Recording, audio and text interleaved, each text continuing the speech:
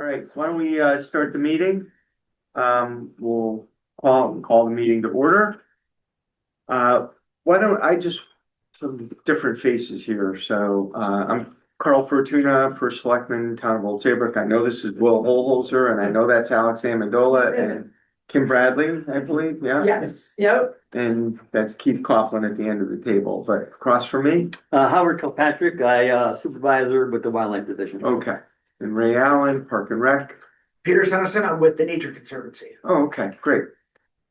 And I think from an official capacity anyway, that appears to be it, right? Yes. So, okay. Well, the first item on the agenda after a call to order is comments from the public. Great, thank you very much. You see the opportunity to engage in some American democracy here. My name is Paul Nugent. I'm reading a letter on behalf of my wife who couldn't be here today, Casey Constable of Old Saybrook, and she asked me to read this out. So if you don't mind, I'll take the opportunity, and I have some other documents I can pass on. Dear members of the Conservation Management Committee and representatives from the Department of Energy and Environmental Protection, I was unable to attend today's hearing in person, so my husband, Paul Nugent, has offered to read this letter in absentia. I write to you today to strongly protest Connecticut Forestry's intention to log the preserve and ask that you redesignate it a natural area preserve, that is, forever wild, without human management, completely unlogged. There are good reasons to redesignate the preserve a natural area preserve. Global warming is the single most important environmental issue of our time. It impacts temperatures, weather, sea levels, water quality, and the air we breathe. Plants inhale, in quotes, CO2 and in quotes, exhale breathable O2. A massive amount of carbon is moved into and stored in the soil by plants. When we log a tree, we have interfered with sequestered CO2 both above and below ground. Protecting soils is every bit as important as protecting trees. What about the cost benefit as it relates to the preserve? The cost to log, extraction, transportation and processing machinery, fossil fuels spent, fumes exuded, soil compaction and nutrient removal causing reduced storage potential, fragmented or destroyed forests, soils and wildlife habitat, increased temperatures, contaminated water sources, invasives, released CO2, reduced capacity for storage, that's quite a list, begs the question, what is the value here? Connecticut DEP makes a number of incorrect assertions in their management plan. Notably, that timber harvesting will provide jobs and raw materials for a locally sourced, forest-based green economy, and that carbon storage can be maintained or increased through durable wood products. In striking opposition to this stance, nearly 200 forest and climate change scientists and experts across North America delivered a letter to Congress in May 2020, stating their opposition to proposed legislation intended to promote logging and wood consumption as a natural climate change solution and an effective carbon storage approach.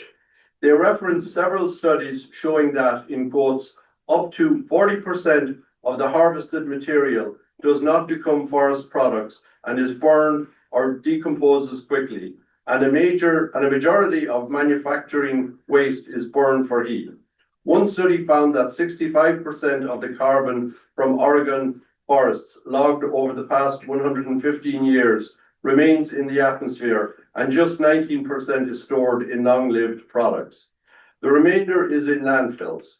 Moreover, the growing consensus of scientific findings is that to effectively mitigate the worst impacts of climate change, we must not only move beyond fossil fuel consumption, but must also substantially increase protection of our native forests in order to absorb more CO2 from the atmosphere and store more, not less, carbon in the forest, close quotes.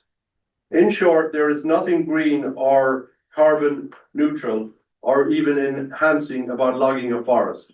I am happy to provide a copy of that letter for your reference. For hard to understand reasons, Connecticut State Forestry remains hungry to disturb and destroy intact forests, our one best natural defenses against climate change and species extinction. At some point, we will recognize this, and whatever forests are left will be protected and deeply valued. But we are not there yet, and citizens like us speaking up today will hopefully sway public opinion and change practice and policy. Old Saybrook has a unique opportunity to resurrect the natural area preserve designation in Connecticut and in our own backyard at a time when global warming presents an existential threat.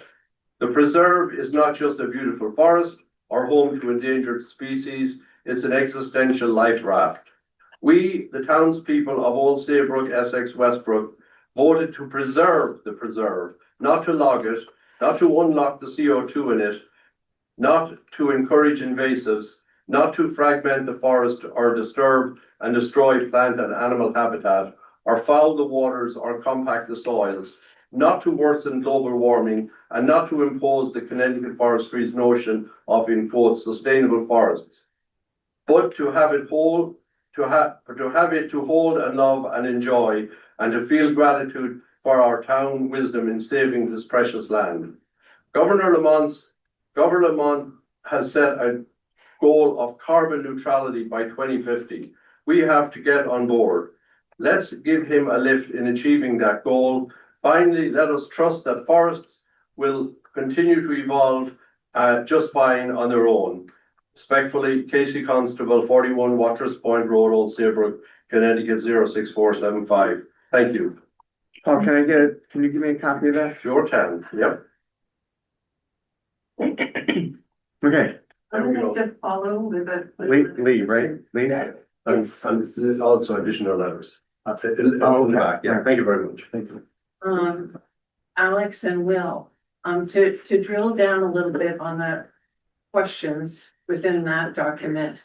I just want to ask again, why it would be necessary or even a good idea to take a forest that is only 1,000 acres, but literally the last remaining intact forest of 1,000 acres between Boston and New York that has an exceptional density of vernal pools, wetlands, and threatened and rare species, animals and plants. When you have, under Alex's management, the Cockaponset Forest, which is literally 17 times the acreage of the preserve that you're actively logging and managing and, sustaining, and Nahantic, which is 5 times the size of the preserve that is being actively sustainably managed. So why not allow this forest to grow and be treasured not only by all the birds and reptiles and amphibians that live there, that I know you appreciate because you have looked at the studies and been part of the studies, but also as an educational and research treasure for the state, especially in these days when the US Forest Service is being splintered and sent off to, hibernation in Salt Lake City. We could use research and we could use sites for research right here that, kids in high schools and college that are interested in this in the future because their futures depend on having a world. Why the preserve?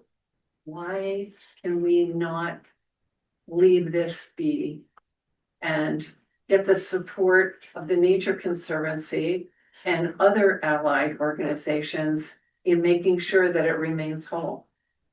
If you have an answer for that, I'd love to hear it. My only response is we've been working on this for 10 years. This isn't Alex and my report. This is a compilation of research and input from multiple disciplines to develop the plan.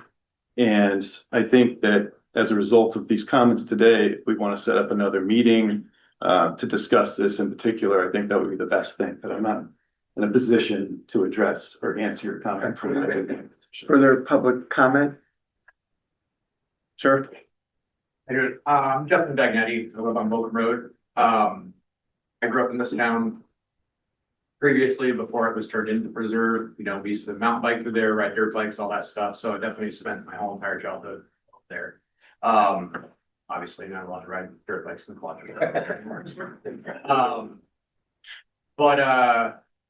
Yeah, I mean, I don't know. I moved back and built a house right next to it. I don't know the details of how things have changed. You know, it's always my understanding that it's just gonna be preserved.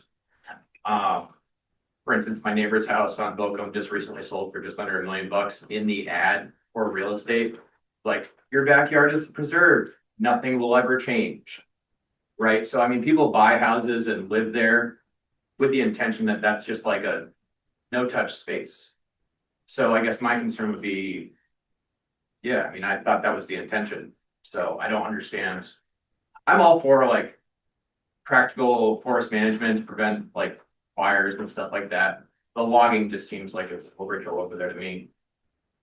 I don't really have anything else to say other than, Okay. you know, people spend money to live next to that for a reason, and you guys are changing it, so.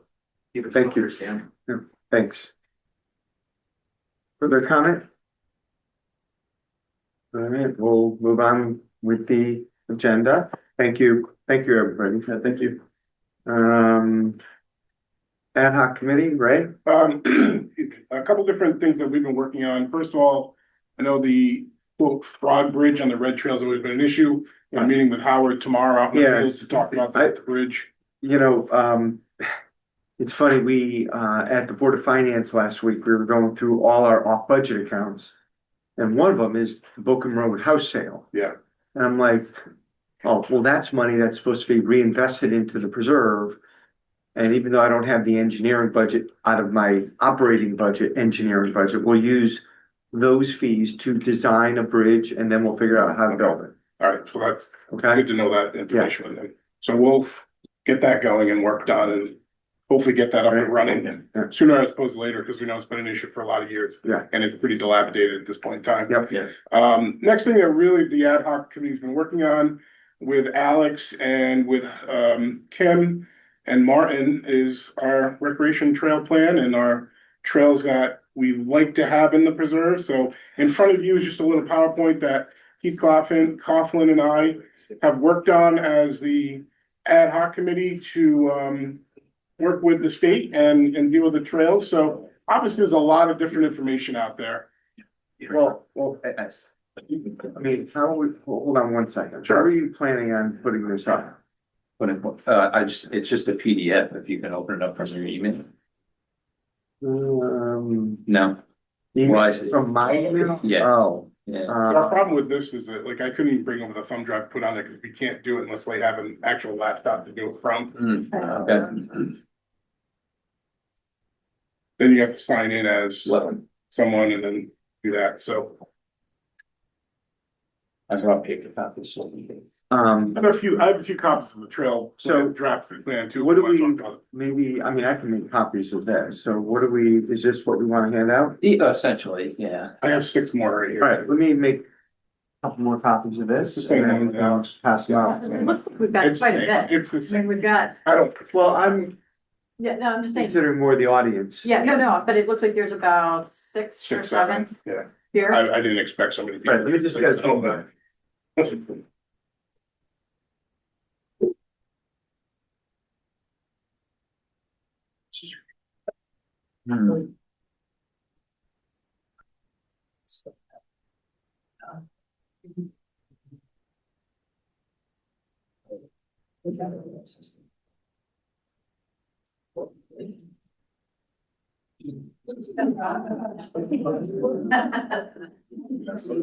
Good meeting. I guess. Yeah.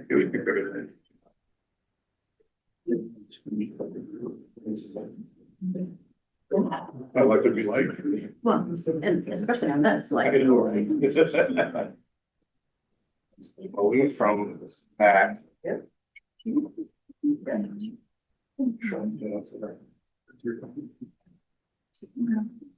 Months ago.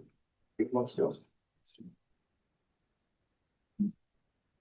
Yeah, we got it both. No, it should be.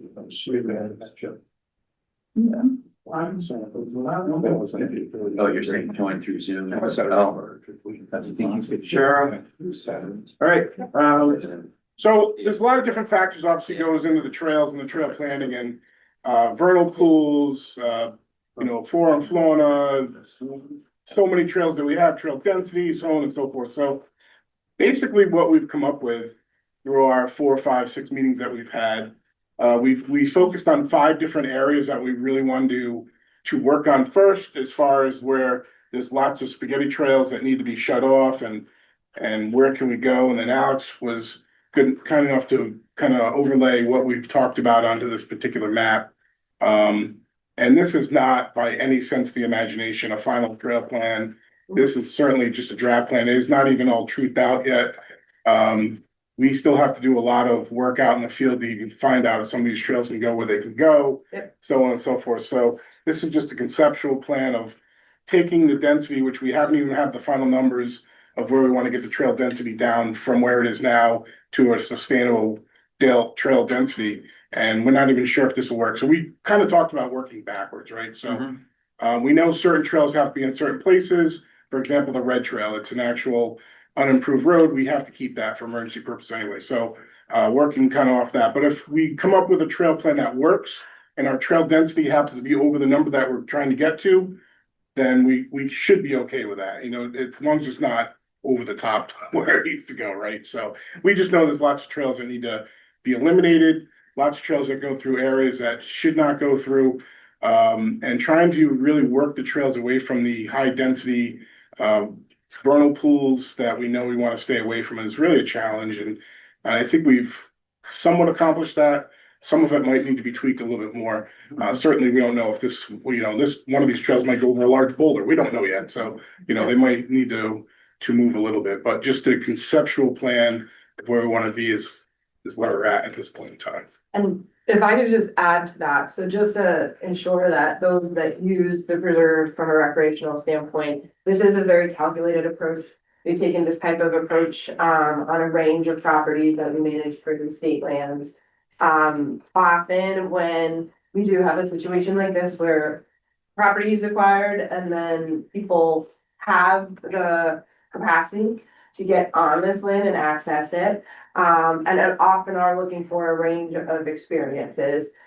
We do see these type of scenarios where there's quite a bit of development. So in balancing the natural resource protection, we are also taking a look at patterns of use. So we're using metrics such as we have applications that we have broad public-based data opportunities.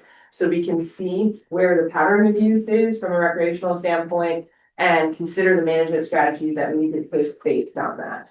So not only are we looking at the protection of natural resources, but we are balancing the experiences as well that are formalized and have the ability to use this property and the range of properties. But also to look at that pattern of use and ensure that there's ways to connect use using a stacked loop approach and so forth. So there's a very calculated approach that's taking in on multiple aspects of recreational use. there's a lot of eradicated trails in here. Yeah, there are. There are. I mean, we know the CPA area is, we want to try to stay out of those as much as we can, but it is going to be impossible not to have a trail in one of the CPA areas. It's just impossible. So, A lot of area. yeah. So as long as we can stay as far away from the vernal pools that have the most activity in them, then I think we'll be okay. Are you discovering new trails? Are people still out building? Yeah. New Yeah. Yes, absolutely. Yeah. which To a is. certain degree. unfortunate. I will say I've actually found some of the older systems out there and some of our forest road type systems are the worst condition. So we have a lot of erosion and kind of close vicinity to some of our highest resource standpoints than the single track on the property. So that, those are gonna be a challenge in terms of management and seeing if we are able to close it. Of course, taking into account, you know, emergency access importance, but often some of the single track that you see out there are actually in the drier areas of the property, and more resilient in terms of rock base, surfacing, so you're not having as much erosion issues. So we're trying to take that in account as we're going out there. I will say I've gone out with my seasonal resource assistant and done pretty much the, you know, western section of the property, but, we are really intending to get feet on the ground for this eastern section. In particular, you'll see a blue line towards the middle, which is looking at a potential reroute to make it, make a recreational corridor that is much more appropriate in terms of the buffer zones of our natural resources. But that's a conceptual level, so we need to get some feet on the ground to explore that and to figure out what the best approach there will be. So go ahead. Just one more question. Sure. I know it's been a kind of a small group working on this, but before going too far, I think it's important, if they haven't been, to include someone from the equestrian community. We built Yeah. the parking lot on One in thing. Westbrook. Yeah, large enough to accommodate. So want to make sure that we're providing opportunities. Well, and part of the issue from that parking lot is the main yellow trail goes through two really wet, low spots and Yeah. need to be rerouted a little bit too, so. Yeah. Yeah. Right, can I ask a question? Hey, Kath. Has anybody verified that the notch on the northwest edge is actually under conservation restriction? Not shut. It's owned by Old Saybrook, it's brown, it's a big, it's 27-acre notch on the northwest side of the. I am not positive on how to answer that question, Kath. So the reason I bring this up, yeah, you're looking. Part of it's right above the land trust land. This. Yes. Yeah, this map does not show the land trust properties. So that was This right right here. Oh. Is it under conservation restriction? I'm guessing not. The reason I bring it up is that the state is out looking for sites, for solar fields, at least some experience. Oh, yeah. And my fear is, especially because it's right along the right of way, the Eversource right of way, my fear is it'll be identified as a possible site for a solar. And so I'm just bringing it up, as you're designing a trail program, that is a thing that's out there right now. Research. So It's a good point. We could definitely look at that. My understanding, and I'm not sure, but that, I guess that's looking at the nature conservancy, conservation easement, so that might be looking at that boundary, but I thought it encompassed the entire property.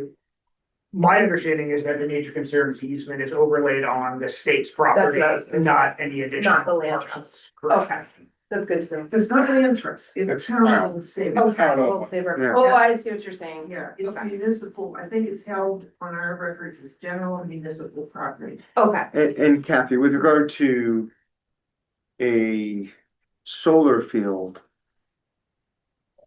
I'm highly skeptical that the town of Old Saybrook, at least, I would be opposed to any sort of clearing. I would personally, that's my opinion.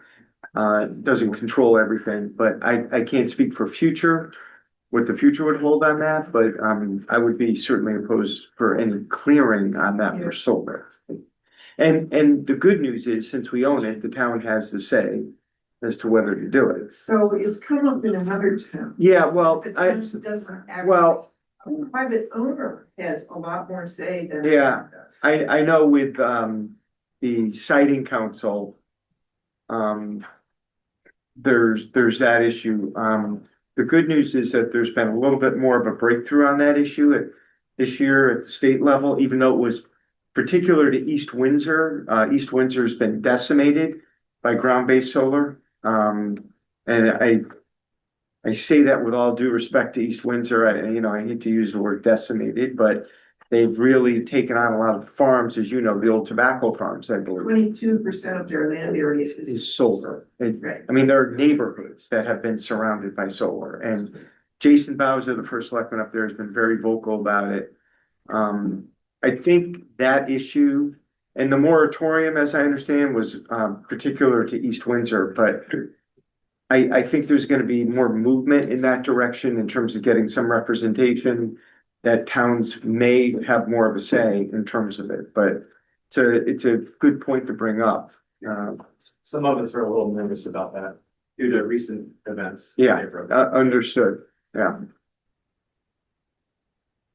So that's really all I have to add, Carl, from the ad hoc, just we've been working on the trail plan. Yeah, and I know Chris Kreider brought up looking for two more members to go on the ad hoc committee.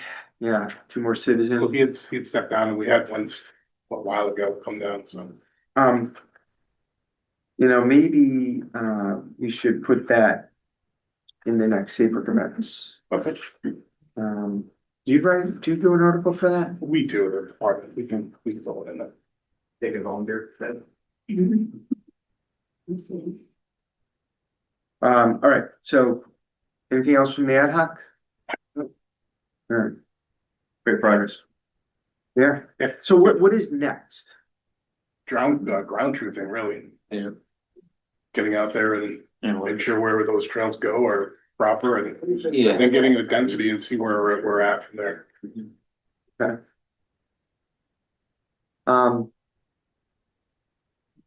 Can we hold some public comment for a little bit? Usually when we have fewer people, I'm more welcome to a conversation, but I think when we have this many people, it's a little harder to just have open dialogue. So maybe we'll do something at the end. This is more of a simple question, but when you're ready. Go ahead. No, it's fine. I just wondered if a copy of the archaeological survey, if one was done, was available for the surveyor. There are some Native American ceremonial stonework sites out there, which I think would be very important to. It's on file. It was done in 1999. Okay, apparently, yes. Okay.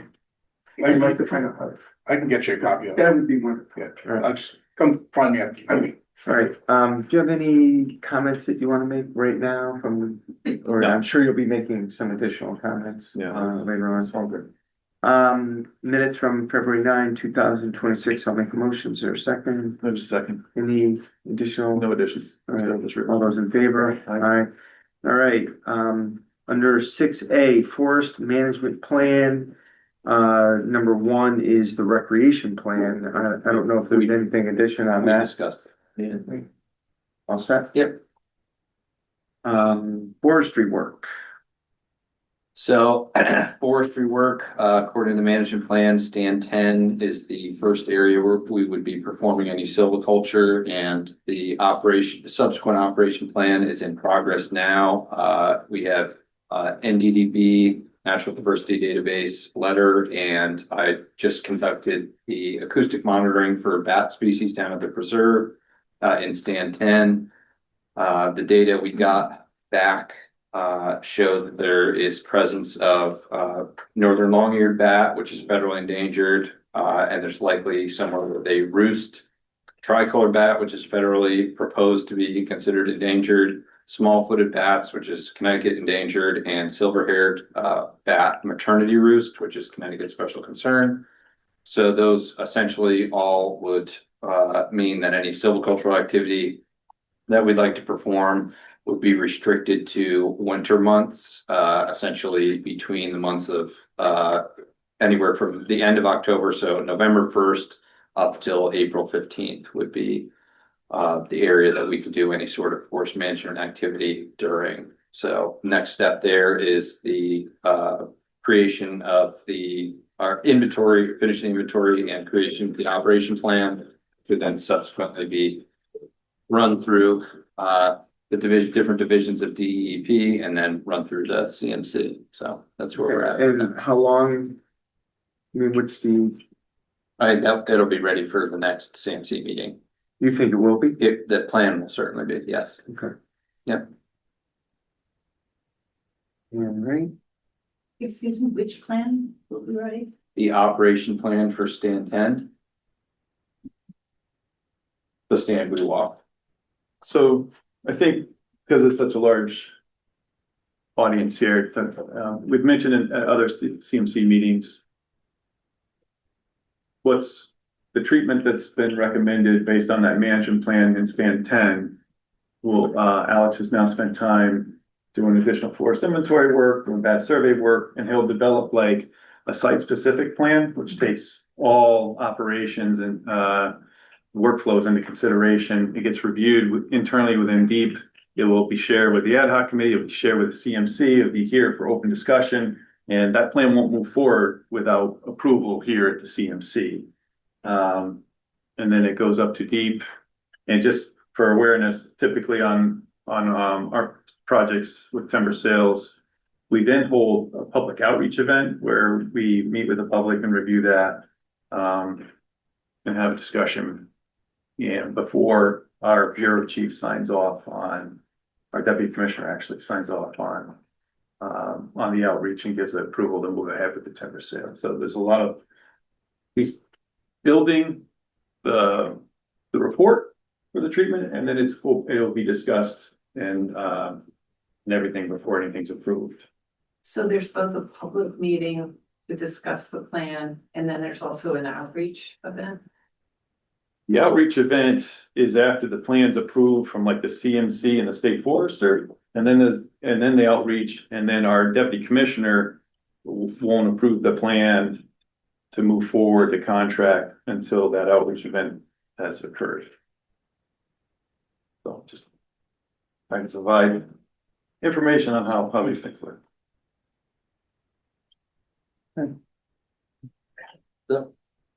Vernal pool study. Yep.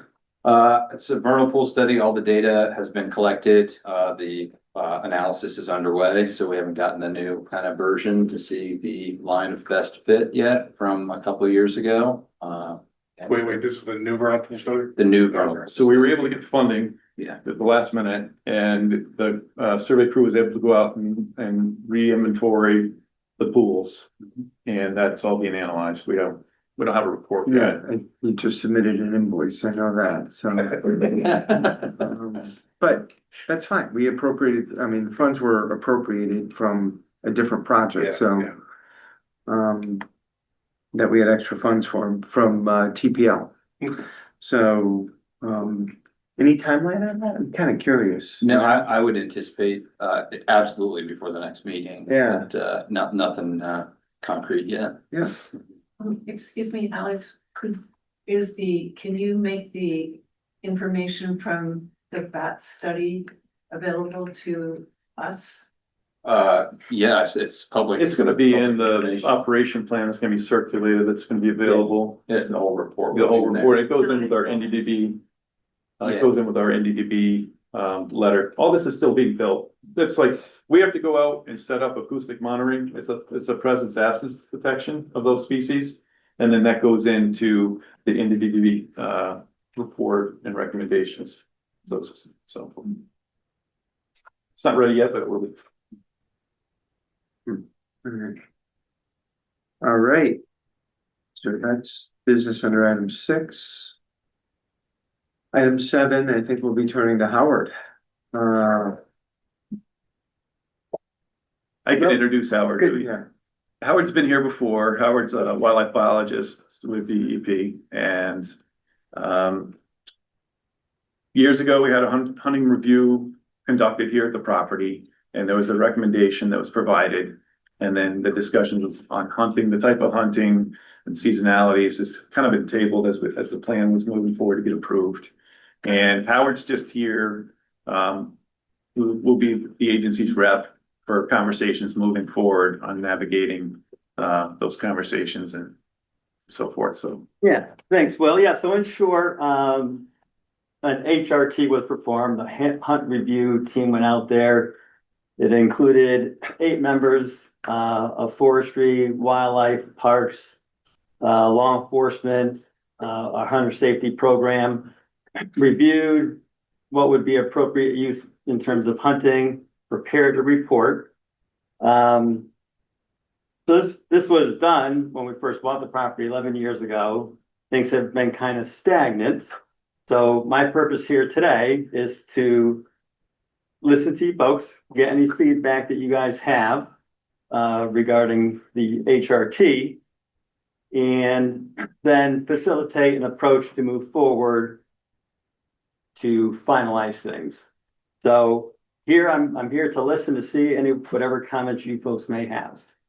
So I can start. I think the concern has been, this is partly, raised at Park and Rec. So the concern is this is partly Park and Rec governed, even though it's, I know town and DEP, it connects to Park and Rec property. So even though I am very convinced that hunting is safe in the preserve, we were hopeful that we would be able to restrict it either by bow hunting seasonality, or I think that was primarily what we were hoping for, as opposed to, shotguns for, I know that sounds worse than it is, but I think we were hoping for that type of hunting in the preserve.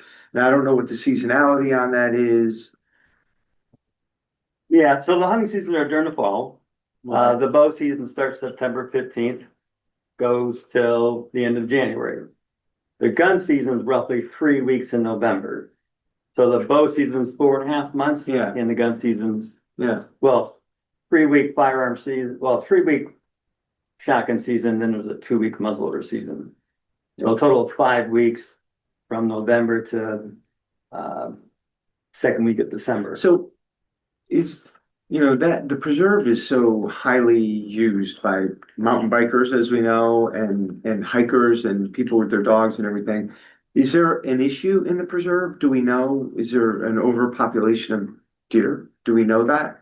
I know we had the HRT a while ago. And what is the need? Yeah, so generally speaking, if you have large properties that are closed to hunting, deer become overpopulated.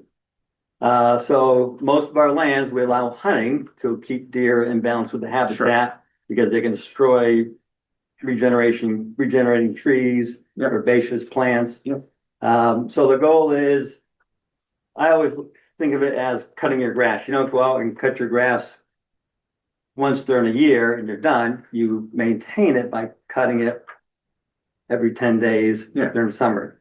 So to keep deer populations in balance, basically you want to, every year they're reproducing more fawns. So therefore the population is going to be growing unless you're taking some deer out of the population. So generally speaking, you're better off to be proactive to manage the deer population at a reasonable level rather than to react to a problem in the future because now there's no trees growing, the understory is open. So because they're herbivores, they can change the ecosystem substantially once they become overpopulated. Right. So the goal is to prevent that from happening.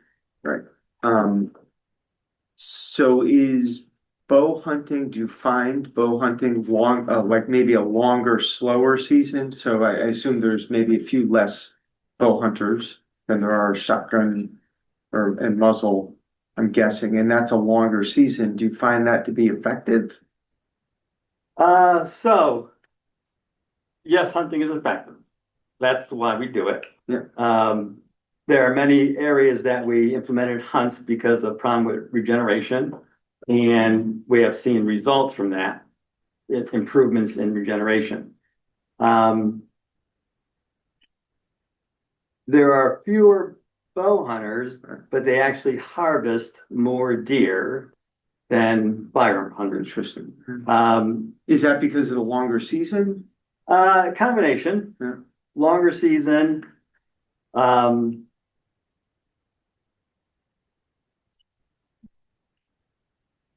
In a lot of areas are actually closed to firearm season because the 500-foot buffer around houses. Right. Okay, so a lot of our properties are only open to bow hunting. There are a lot of private land owners that don't have enough land to allow firearms hunting, but they can allow bow hunting. If you look at the town of Greenwich, for example, if you put a 500-foot buffer around every house in Greenwich, 90% of Greenwich cannot be hunted with the firearms. It's essentially a bow hunting only town. And if you look at the harvest, almost the entire harvest is from bow hunters. You might get 1 or 2 deer here and there from a gun hunter. So because of that 500-foot buffer, bow hunting is something that just doesn't have the same restrictions that go along with gun hunting. So it can be applied in many more areas. Also on private land, in our urban deer management zones, we allow hunting over bait. So for example, if they're going to hunt in Greenwich, all the land that's open to hunting is all private land. There's no town-owned land. There's no state-owned land. And they can allow bow hunting and the use of bait. So bait makes bow hunting much more effective. And the reason why we allow the using of bait on private land is because, if you have access to a 4-acre property and you're surrounded by land that's closed to hunting, then a hunter has minimal impact on that herd. But by using bait, they can pull deer in from adjacent properties and have a bigger impact. So we look at bow hunting as our primary management tool in a lot of our urban zones. So those are the reasons why we get so many deer harvested during the bow season. Yeah, I think ultimately the concern is the way these properties connect with Park and Rec. We have all this other acreage that the town does own, and there's no fence that designates a line between what's the preserve and what's town property. And so I think that, and there are, I guess it's probably somewhat unclear whether the town regs will govern on this property, but that's what I think the concern was. Is the Park and Rec regulations, which we don't want guns on Park and Rec property. We don't, Ray, there's no hunting on our hundreds of acres of open space. And I understand the hunting aspect here. I think generally there's I'm receptive to it. I understand the issue. And especially as we try to make it more of a native growth state or native growth area, we prefer not to have the deer eating all the new, as when we're treating invasives and trying to get regeneration. So I think that was the concerns that I heard. And I mean, I can let other people speak for themselves, but those were the concerns we heard. Carl? In that category, can I just interrupt with a question? Yeah, sure. Yeah. Someone brought this to my attention, and I'd love an answer since we have the expert. The distinction between culling a herd and hunting a herd. Somebody mentioned that to me the other day. Is there a reason why we're not proposing to cull the herd with the experts as opposed to open it up to general hunters? Not to say that hunters aren't experts, but yeah. So, in order to culling, which is essentially sharpshooting.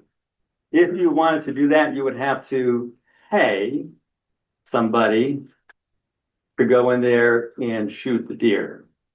And you need to get a special permit from the DEP. Since 2003, this option's been legally available for municipalities, nonprofit landholding organizations. And only one town has applied for a sharpshooting permit, which was the town of Greenwich. They paid roughly $800 per deer removed. And they pay being the people who are the town pays them $800 per deer removed.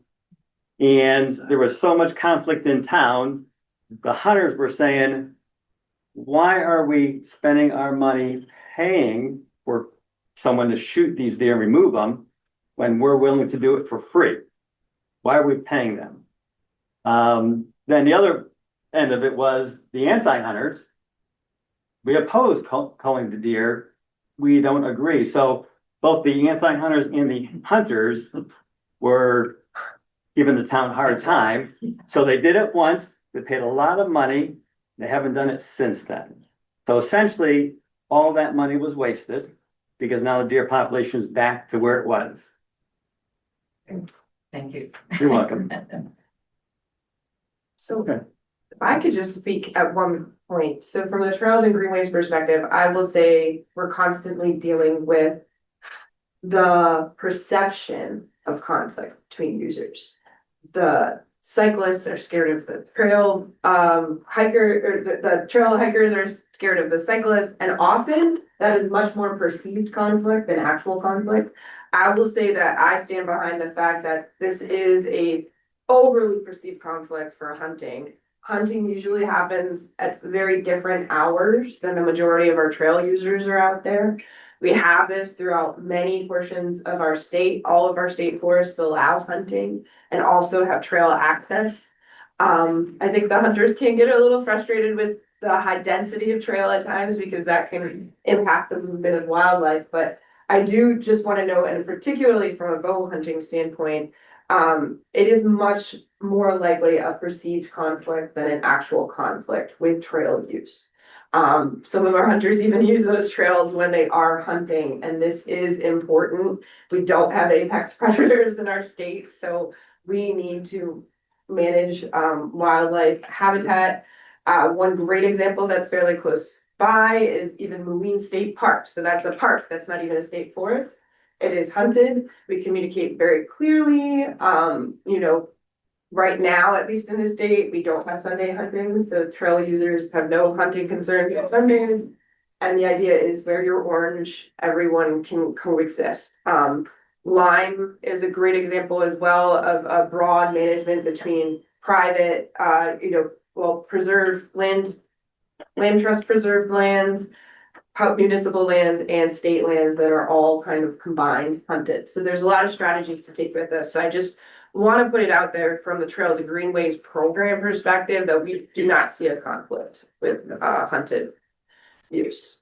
I think there's a lot of great examples, even closer, right? Westwoods and Guilford is very much so state land checkered with land trust land, and there's no issues there. Chatfield Hollow immediately abuts Cockaponsa State Forest, tons of trails in there, there's no issues. Miller's Pond is another great example. It's surrounded by Cockaponsa and hunted, and there's no issues and tons of trails. So. Okay, great. You might have asked. Yeah, please. So it's kind of two parts. One is if the preserve was bow hunting only. Yeah. If the preserve was bow hunting only, would that be enough to manage the deer population and also possibly to avoid the conflict of crossing over, things like that? If the town land and the preserve were both designated as bow hunting and no firearm hunting in the whole entire area, then hunters wouldn't have to stress out about the lines and things like that. Maybe the town could approve bow hunting on the town property and the preserve could restrict gun hunting there. And then that way it's just like one cohesive unit without complication for hunters and for people. What'd you say? Oof. Trying to come up with- One at a time here, I think. Yeah.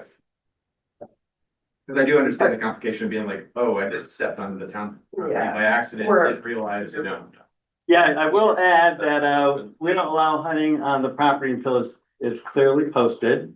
We also have interactive maps. Yeah. That clearly show the property boundaries, and the hunters are required to know where the property boundary is. That's your obligation. And if you don't, then you're subject to getting a ticket. Fair. Right.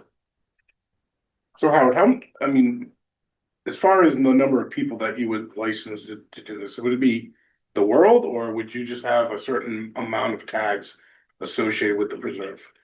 So if it's bow hunting, all bow hunting is basically unrestricted on state land. We don't restrict how many people bow hunt. When it's a long season, And there's no reason to restrict the number of bow hunters. If it's open to gun hunting, then yes, we restrict it. We'll have a certain number of permits that will issue, and once we get to the limit, that's it. So there are restrictions with gun hunting, but not with bow hunting. Okay, interesting. The other, I mean, this was meant to be more of an open Sure. conversation. Jane, did you? So do you have to have a tag for either one? Yeah, so in order to hunt, you have to take a hunter safety class and pass it. And then you have to buy the appropriate license, whether it's a firearms license or bow archery license. So yeah, you need to take the hunter safety course and buy the appropriate license and permits. But what about, but do you need a tag to be able to take, do you need, can you take 5 deer in one day? Right, so I mean, is there, or do so you need a tag for each one? You need a tag for each one, so you're restricted. Archery, you get 4 tags. Firearms on state land, you get 1 tag. And it doesn't matter whether it's a buck or a doe or any of that, it's just, No, there are restrictions. Yeah, so some tags are what we call either sex, you can harvest a buck or a doe. Others are antlerless only, it must be a doe. Yes. Yes. Curious, how, have you ever had any rogue people go in and, you know, not law abiding citizens? Have you ever caught anyone that's doing that without a permit, and who polices that in court? So we have a law enforcement division and they police it. And like anything, do you see people speeding on the highway? You do. You get cop catches them, you get a ticket. So it's no different than what everybody does in life. Do something wrong, law enforcement will arrest you for it. So that, have you ever seen that though? Then? Yes, our law enforcement people do catch people doing things wrong. Yeah. Stand up there now. Okay. Yes, Sir, yeah. just curious, is there any, does the state have any long-term data on safety or incidents with respect to bow hunting in the state? Yes, it is incredibly safe. I don't have these statistics off the top of my head, but I can't remember the last time a bow hunting accident happened. It was probably 25 years ago, and it was people doing something wrong. One guy was walking through the woods using a grunt call, so he sounded like a deer. And his partner was in a tree, and it was way past hunting hours. So they broke the law. If you follow the hunting laws, bow hunting is incredibly safe. So one accident 30 years ago, someone breaking the law. Or just using bad technique. And bad technique, yes. And breaking the law. Right, right. So Howard, one more for me, a couple 2-part questions really. What, are we just talking about deer hunting in the preserve? Is it gonna be trapping? Is there gonna be anything else associated with this? In the hunt review team report, I see deer hunting, turkey hunting, and small game hunting, except for waterfowl. Except for waterfowl, right? So, and that's your anticipation at this point in time to open it up for all 3 of those? That's what the recommendations are. Okay. And as far as, like, there's only 2 parking lots that right now are monitored, that we only have, right? So we're talking Westbrook parking lot and Ingham Hill parking lot. I mean, there are lots and lots of miles from each one of those parking lots to get to any hunting areas. I mean, my concern is just people going through and people dragging a deer out and just the sight of that for someone and making sure that, I mean, they're safe and they're using, I guess, properly. I don't even know how to even monitor that, but you have to understand that there's so many abutting areas that hunters need to use those 2 parking lots only, and they can't go in from other areas. They certainly can't go in from town property. They can't go in from the Essex area. You know, there's 2 more parking lots, but they're in the Essex part of the preserve. So how is that going to be monitored if at all? Right, so they can't walk through an area with the firearms that's closed to hunting. Right. Okay, so it's only gonna be the areas open to hunting. So I don't know, Will, if you know, like Crackabunta State Forest, the Route 9 connector goes right through it. And you see people parked on the side of the road during hunting Yeah. season. You know, so people park along the side of the road where it's safe to access different areas of state lands. Not sure where they would even do that. Yeah, reserve somewhat landlocked with only a few public access points. There's not a lot of road frontage behind a lot of properties. Yeah. Gotcha. It's kind of, yeah. So what that means is, you know, the amount of hunting that occurs will be limited. But like I think Kim mentioned, most hunting occurs the first couple hours of the day and the last couple hours of the day. Most guys sit for 2 hours, you know, but if access is limited, then that means they're gonna be limited on where they can go. Sure. It's gonna be the abutters that hunt. They're gonna go in off their own property. That's probably gonna be the most common one, is those that Sure. are adjacent to it and hunt. All right. Great. Thank you. So what is next with this?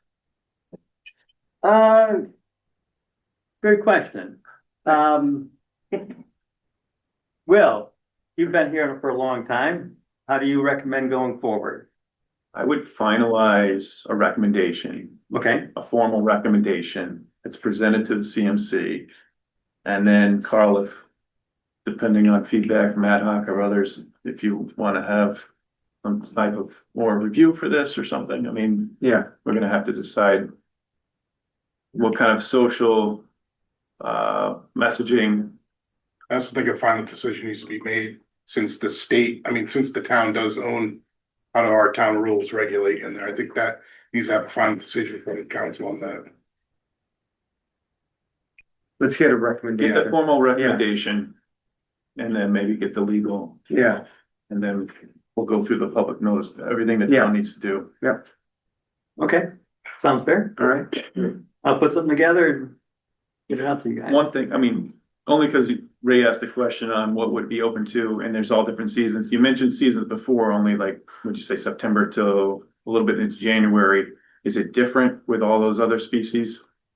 Yes, Just for the record, I mean, because if you open a small game, what's that season? third Saturday of October is when small game season generally opens up. I think Heroes opens up in September, but most things are third Saturday of October. And most run till the end of December, I think. Rabbit hunting, I think, goes till February, but I don't think there's a lot of rabbit habitat down there, so you're probably not gonna get guys rabbit hunting. You know, so there's not a lot of small game hunters. You know, not many guys go squirrel hunting, not many guys go rabbit hunting. Is coyote something? I don't know. I'm just saying. Well, coyotes are different. Coyotes, well, we won't get into that. Is there, that doesn't include hunting for coyotes? Actually, yeah, coyotes are considered small game. Yeah. Oh, interesting. Okay. I mean, so it's either what's deer, turkey, small game, waterfowl, pheasant. Well, then I think we should open up to all the neighborhoods in Old Saybrook then with the coyote. I think people would like that actually. But yeah, interesting. Okay. Okay, all right, we'll put a recommendation together, move it along. All right. Was that, and that's your deep, what was the deep representation? That's what that was, yeah. Emergency plan. I know I included, the chief a note for y'all on a couple emails with regard to an emergency plan. I forget where that went though. I think we also need to get Chief Johnson in there too. Yeah, Yeah. I haven't gone anywhere with it. okay. Let me start that conversation. Those guys. That would be in conjunction with NCON. I think Old Saybrook Police is probably gonna take the lead on that, but I think NCON should be involved and review that, because at times they'll probably be called in for something. Yeah, for sure. All right, I did say we'd open it up to any additional comment at the end because we said we weren't just gonna do an open dialogue, so I don't wanna cut anybody off. And, do you wanna, pick another meeting date? Yeah. So since we're June 8th, 3 weeks. I do have another question. sure, wait, well, 1 second, please. Well, what was, we usually get Wednesdays, but we do Monday. Like that audience or stuff. Labor Day is 7th of September. Say your birthday? No, it's of Labor Day. Yeah, you know my birthday. Yeah, at 9, yeah, I have to be, I have another I'd like to meeting. make a special request that we meet after the 12th, if at all possible, like later than the 12th. Oh, which one? Of September? September. Yeah.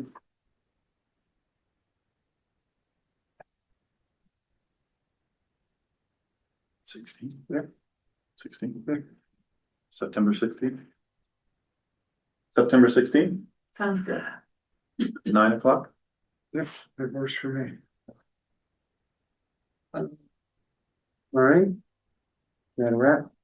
Wait, did you have something? Yeah, I wanted to ask, Alex, I know,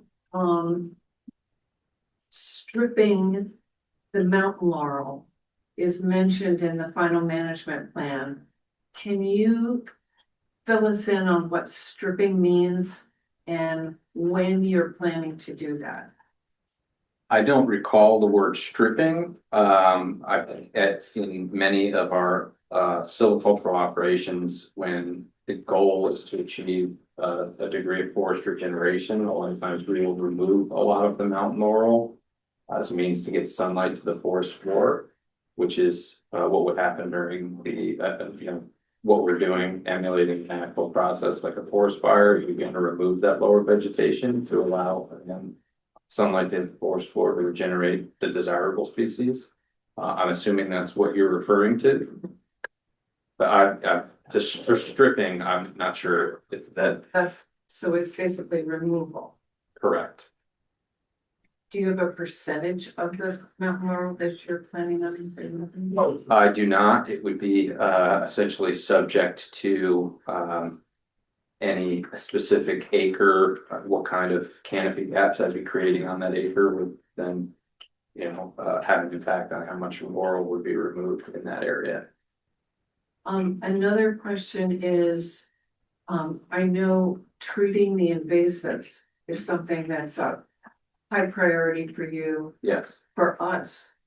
What is your plan? When are you thinking of doing it and what chemicals have you decided to use on it?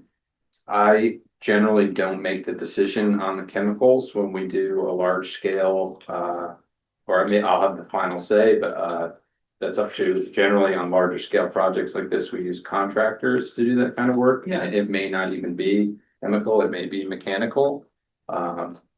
It may be hand pulling even. But when do we plan on doing that? There's several treatments recommended for this year, which kind of our windows kind of going to be tough because of how late the forest management plan was really passed. But you could count on that stuff either in the fall or into next year. A lot of the plans that are prescribed, or a lot of the stands that are prescribed to be addressed, or plans to be in place to address them. Well, although I can't speak for the town, I can speak for the more than 100 people that I represent with the Protection Alliance. Hand pulling is by far our preference. There are a lot of people that live whose property abut the preserve who are extremely concerned about use of glyphosate or triclopyr. And with the triclopyr being something that affects water and water supplies, that would that's a disastrous kind of chemicals we're using in there. So hand pulling, as laborious as it is far preferable. And I would represent the town in saying good work. Understood. I Yeah, have a comment on that. Hand pulling pulls up these seeds of the same plant that you're trying to get rid of to the surface, puts it into the germinations and so you're just basically getting onto a treadmill, regenerating the same invasive plant that you just hand pulled. And so cutting is far more, if you're not gonna use any chemicals, cutting keeps the seeds locked up in the soil. But cutting, you have to do it for quite a few years. And so the expense of the labor becomes the issue. I would support Kathy's science on this. I'd like Kathy. But it's not my science. Well, It's, no, the it's, science that the point is that to say that hand pulling is preferable. It would be my least favorite Okay. choice. Yeah, thank you. Anything. Goats, could you rent some goats? Goats are not gonna work in there. I've spent hundreds of hours working on weeds in the preserve. It's not goat material. Okay, I have some limited experience with hand pulling and working in the preserve. And I can only go back 6 years, so I don't know how long it's going to be valid for. But all the hand pulling I've done in the past 6 years, none of it, 95% of it has not returned. So it's been very effective, even though I understand what you're saying. That experience is only 5 or 6 years old, so maybe after 20 years it comes back. Certainly not after the next 2 or 3 All right. years. thank you. All right. All right, I'll make a motion to adjourn. All those in favor? 9:10:07. Thank you, everybody. Thank you.